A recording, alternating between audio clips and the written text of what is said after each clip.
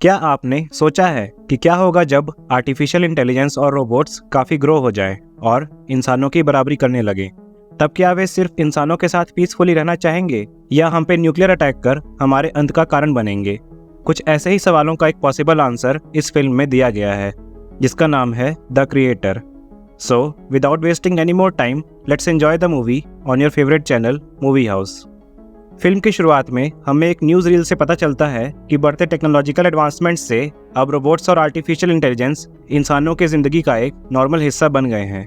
ये ह्यूमंस के घर के कामों से लेकर हॉस्पिटल्स, पुलिस फोर्स और एंटरटेनमेंट पर्पसेस में हेल्प करते हैं। और एआई तो अब इतनी एडवांस हो चुकी है कि उन्हें रोबोट्स में इंटीग्रेट कर एक हूबहू शक्ल से लेकर दिमाग, सोच और फीलिंग्स वाले ह्यूमन का रूप दिया जाने लगा है, जिन्हें सिमुलेंट्स बोला जाता है। कि तभी इन बढ़ते हुए टेक्नोलॉजिकल बींग्स ने 2055 में लॉस एंजलिस में एक न्यूक्लियर बॉम्ब से हमला कर दिया। ह्यूमंस की सेवा, मदद और रक्षा करने वाले इन एआई बींग्स ने लाखों लोगों की जान ले ली। और यह हादसा दोबारा ना हो, इसलिए 10 साल बाद यूएस की सेनेट यह फैसला लेती है कि एआई को वेस्टर्न वर्ल्ड में बैन कर दिया जाए। पर ईस्टर्न साइड के कॉन्टिनेंट्स, पर्टिकुलरली न्यू एशिया, इस बात से सहमत नहीं था और वो एआई को ह्यूमंस के बराबर का दर्जा देते हुए स्टिल उनके प्रोडक्शंस एंड यूज़ को प्रमोट कर रहा था। तो यूएस आर्मी जनरल ये फैसला लेते हैं कि हमारी जंग न्यू एशिया के लोगों से नहीं, बल्कि जो एआई वो अपने यहाँ बना रहे हैं उससे है, और हम अब ह्यूमंस की एग्जिस्टेंस के लिए उनके एआई का सामना करेंगे। और इसके लिए अमेरिका नोमैड नाम का एक $multi-trillion स्पेस वेपन बनाती है, जो पूरे अर्थ में कहीं भी वॉर में उनकी मदद कर सकता था। खैर, फिर सीन न्यू एशिया के एक देश में शिफ्ट होता है, जहां हम देखते हैं कि कुछ अमेरिकन सिपाही नोमैड के सहारे एक घर पे स्ट्राइक करने के लिए आगे बढ़ रहे हैं। इस घर में एक कपल रह रहा था जिनका नाम जोशुआ और माया था, और तभी इनके घर में दस्तक होता है। ये न्यू एशिया की एआई और सिमुलेंट से भरी आर्मी के लोग थे जो एक अमेरिकन सोल्जर को पकड़ के लाए थे। और उनका लीडर हरून, जो खुद भी एक सिमुलेंट था, जोशुआ से कहता है कि उन्हें हमारा ठिकाना पता चल गया है ब्रदर, हमें यहाँ से चलना होगा, नोमैड हमारे सर के ऊपर ही है। तो जोशुआ माया को सामान पैक करने को बोलता है और उस अमेरिकन का खेल खत्म करने को आगे बढ़ता है। लेकिन तभी हमें पता चलता है कि जोशुआ भी अमेरिकन के साथ है और वो अंडरकवर होकर न्यू एशिया की फोर्स की जासूसी कर रहा था। वो उस अमेरिकन सोल्जर, जिसका नाम ड्रू था, से पूछता है कि तुम यहाँ क्यों आए हो। तो ड्रू बताता है कि हमें ऑर्डर्स मिले हैं निर्माता को ख़त्म करने के। तो जोशुआ कहता है कि निर्माता यहाँ नहीं है, मैं पता लगा रहा हूँ कि निर्माता कौन है और कहाँ है। और वो अमेरिकन सोल्जर्स को सिमुलेंट्स और एआई पे हमला करने से भी रोकता है। पर इस सब में माया उसे देख लेती है। माया उससे कहती है कि तुमने तो यूएस आर्मी छोड़ दी थी, जिस पे वो कहता है कि हमें बस निर्माता चाहिए माया, और कोई नहीं, तुम चलो मेरे साथ, तुम्हारे सिवा मेरा कोई नहीं है। तो माया अपने रोबोट्स वाले परिवार और हरून को छोड़ के जाने से मना कर देती है और जोशुआ को छोड़ उनके पास चले जाती है। जोशुआ भी उसे रोकने की कोशिश करता है, लेकिन वो बोट्स में अपने लोगों के साथ निकल चुकी थी और अगले ही पल नोमैड से उन पर मिसाइल्स गिरा दिए जाते हैं और जोशुआ के सामने उसकी बीवी की जान चली जाती है।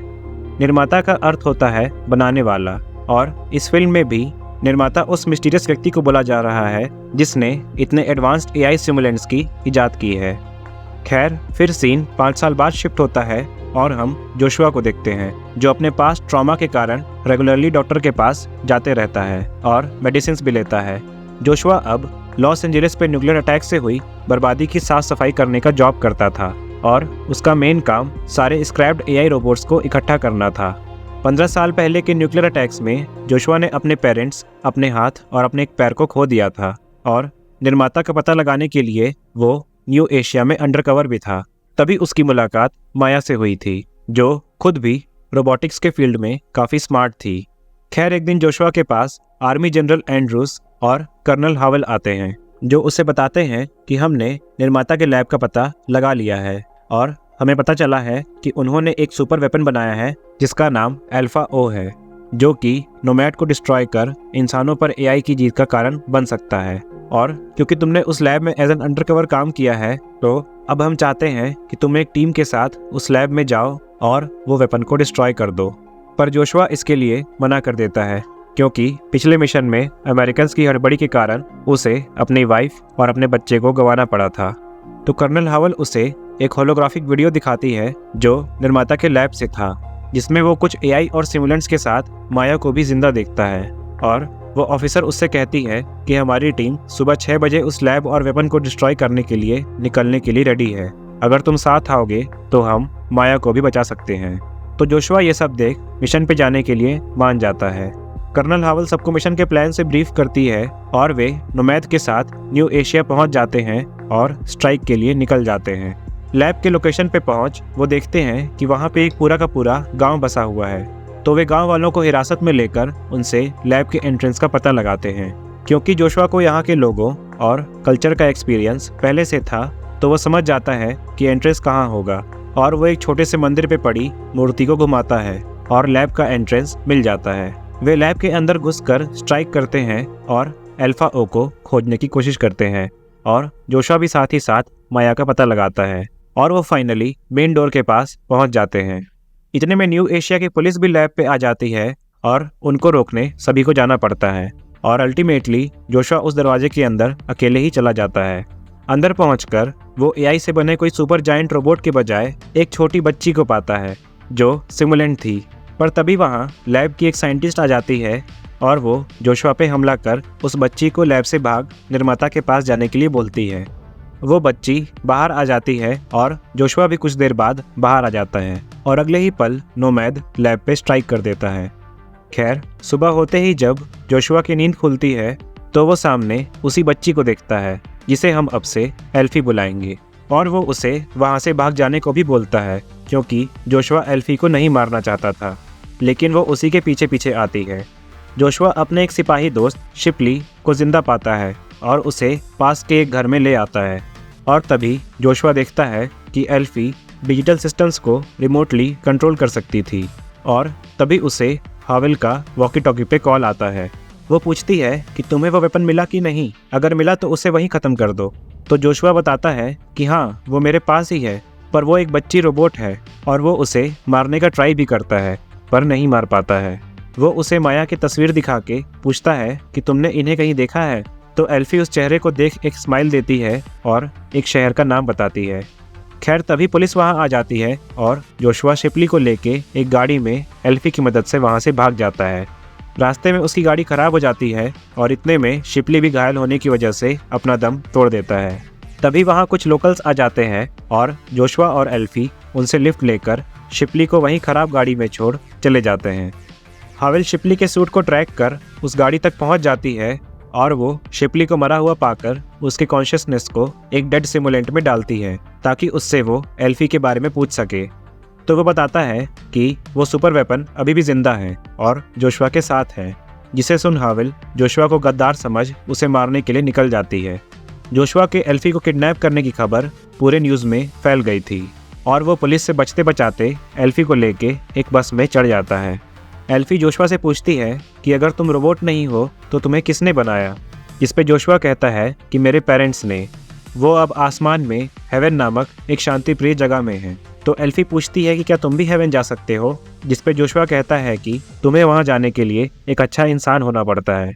तो एल्फी कहती है कि मतलब हम दोनों सिमिलर ही हैं, हम दोनों हेवन नहीं जा सकते क्योंकि तुम अच्छे नहीं हो और मैं इंसान नहीं हूँ। खैर, जोशुआ एल्फी को लेकर अपने दोस्त ड्रू के पास आता है, जिसे हमने स्टार्टिंग में देखा था। जोशुआ ड्रू से कहता है कि इसे शायद पता है कि निर्माता कहाँ है और माया भी वहीं होगी, तो क्या तुम इससे वो इन्फॉर्मेशन निकाल सकते हो। माया अभी भी जिंदा है ड्रू, मैंने उसे देखा है। जिस पे ड्रू कहता है कि मैंने आज तक ऐसी सिमुलेंट कभी नहीं देखी, ये मोस्ट एडवांस सिमुलेंट है, ये खुद ग्रो भी कर सकती है और साथ ही में इसके पावर्स भी ग्रो होंगे और एक दिन ये सारे टेक्नोलॉजीज को रिमोटली कंट्रोल कर सकेगी। खैर, तुमने जो मेरी दी हुई रिंग माया को पहनाई थी, उससे हम माया को ट्रैक कर सकते हैं। जोशुआ ड्रू को बताता है कि मैंने यहाँ आते वक्त रास्ते में काफ़ी फेक माया देखी थी। तो ड्रू भी कहता है कि हाँ, मैंने भी उन्हें देखा है, वे सारी माया की लाइकनेस वाली सिमुलेंट्स हैं, शायद उसने अपनी लाइकनेस डोनेट की होगी। खैर, तभी कुछ देर बाद पुलिस भी जोशुआ और एल्फी को ट्रैक कर ड्रू के अपार्टमेंट में पहुंच जाती है और उनका हेड एल्फी को पकड़ उसे अपने साथ चलने के लिए बोलता है। पर तभी वहां उसे बचाने जोशुआ आ जाता है और वो सभी पुलिस सिमुलेंट्स का सफाया कर ड्रू और एल्फी के साथ वहां से निकल जाता है। वे रिंग को ट्रेस कर उसी जगह पे पहुंचते हैं जहां माया और जोशुआ साथ रहते थे और जोशुआ अपने पुराने घर में रिंग को ट्रैक करते करते पहुंच जाता है और एल्फी भी उसके पीछे पीछे आ जाती है, पर माया उसे वहां नहीं मिलती है और पुलिस भी उनका पीछा कर वहां पहुंच जाती है। ड्रू उन्हें लेने आता है, लेकिन वो पुलिस की गोलियों का शिकार हो जाता है और मरने से पहले वो जोशुआ को बता देता है कि निर्माता और कोई नहीं बल्कि खुद माया ही है। जोशुआ ये जान एल्फी को लेकर वहां से भागने की कोशिश तो करता है, लेकिन वहां आई सिमुलेंट फोर्स और हरुन उसे पकड़ लेते हैं और हरुन एल्फी को अपने पास रख लेता है। हरुन जोशुआ को कैद कर लेता है और उससे पूछता है कि तुमने उस बच्ची को किडनैप क्यों किया है, जिस पे जोशुआ कहता है कि क्योंकि वो मुझे माया के पास ले जाने वाली थी। तो हरुन उसे बताता है कि माया ही निर्माता है और उसी ने एल्फी को बनाया है हमारी रक्षा के लिए। लॉस एंजलिस में हुआ न्यूक्लियर अटैक एक कोडिंग एरर था, एक ह्यूमन एरर। हमारी कोई गलती नहीं थी उसमें। हम कभी भी मानवता पे हमला नहीं करेंगे, पर तुमने इसका ब्लेम हम पे डाल दिया। हम अगर इस ह्यूमन वर्सेस एआई की जंग को जीत भी गए तो हम तुम्हारे साथ कुछ नहीं करेंगे। हम तो बस साथ में शांति से रहना चाहते हैं। तो जोशुआ उससे कहता है कि मुझे बस एक बार माया से मिलने दो। तो हरुन कहता है कि यही तो वो अमेरिकन्स चाहते हैं कि तुम निर्माता से मिलो और वो उसे पकड़ ले। मैं ऐसा नहीं होने दूंगा। पर कुछ ही देर बाद एल्फी जोशुआ के पास आ जाती है और वो उसे कैद से छुड़ा देती है और जोशुआ पानी में कूद के भाग जाता है। तभी एक रोबोट हरुन से कहता है कि हमें इस बच्ची को सेफ जगह लेके चलना चाहिए। तो वे अपने बेस अपने शहर की ओर निकल जाते हैं और जोशुआ भी चालाकी से उनका पीछा करता है। रात होते ही जब सारे रोबोट्स खुद को चार्ज कर रहे होते हैं तो जोशुआ आकर हरुन को ऑफ करके एल्फी को लेकर माया को खोजने निकल जाता है। पर तुरंत ही कुछ देर में सारे शहर में सायरन बजने लगते हैं। ये सायरन सभी शहरवासियों के लिए अलर्ट था कि अमेरिकन्स एल्फी को मार इस शहर को डिस्ट्रॉय करने आ रहे हैं और वे सभी ये जान अपने डिफेंस और अमेरिकन्स का सामना करने के लिए तैयार हो जाते हैं।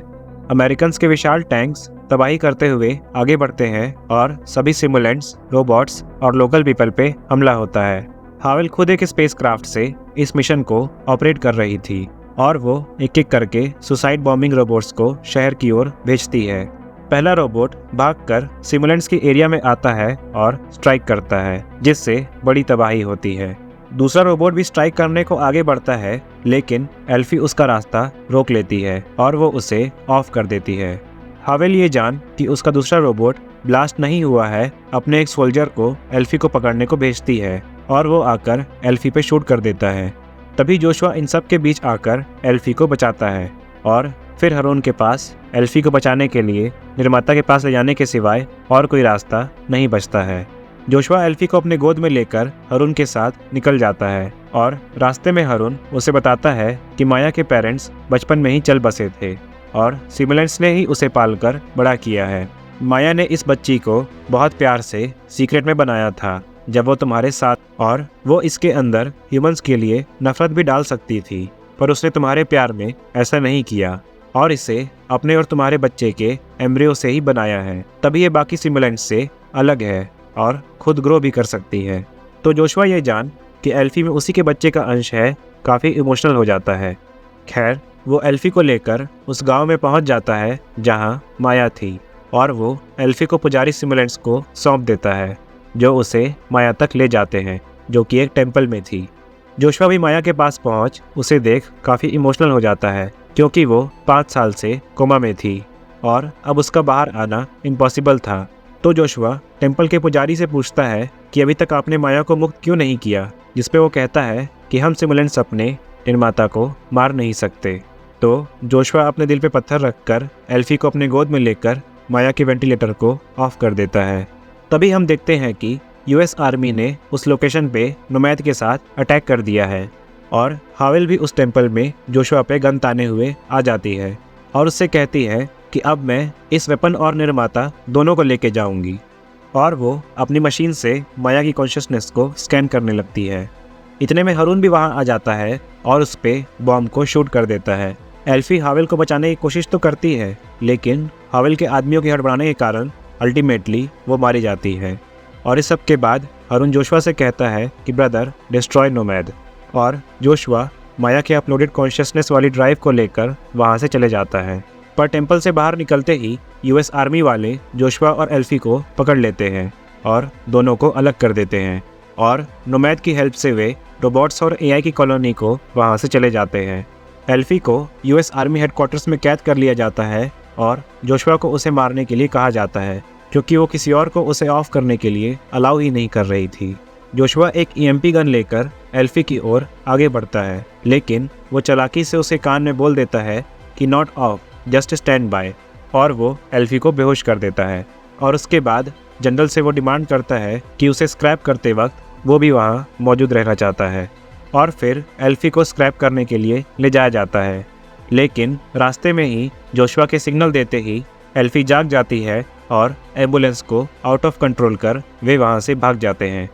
वे दोनों का नोमैड को डिस्ट्रॉय करने वाला काम अभी अधूरा था, तो वे सीधे एल्फी की मदद से एयरपोर्ट सिक्योरिटी को हैक करके मून पे बसी कॉलोनी पे जाने वाले स्पेस शटल में बैठ जाते हैं, और एल्फी रास्ते में ही प्लेन को हैक कर शटल को नोमैड की ओर मोड़ देती है।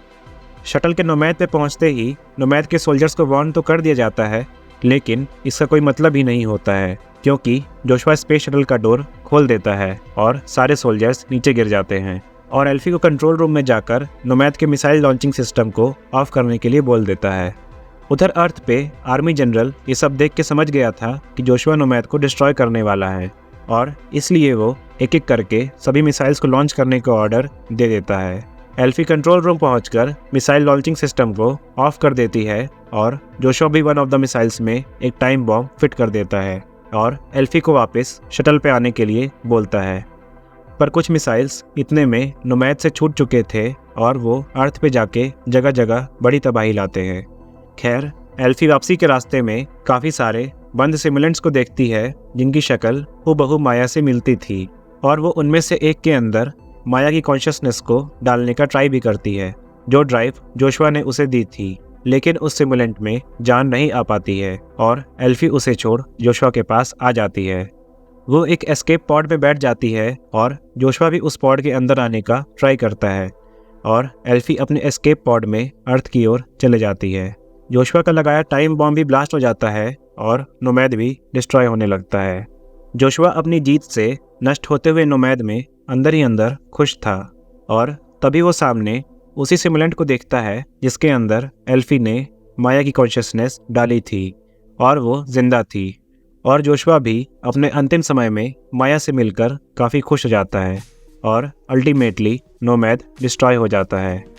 नोमैड के डिस्ट्रॉय होते ही सारे सिमुलेंट्स और एआई रोबोट्स खुश हो जाते हैं, क्योंकि उनके सर से फिलहाल खतरा टल चुका था, और एल्फी का भी एस्केप पॉड उसके अपनों के बीच ही न्यू एशिया में गिरता है, और ये फिल्म यहीं ख़त्म हो जाती है।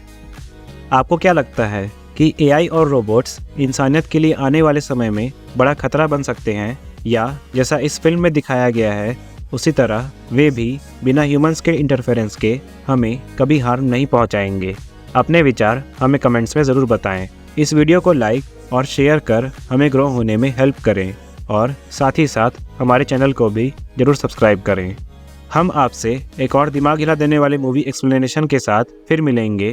Till then, take care and bye bye.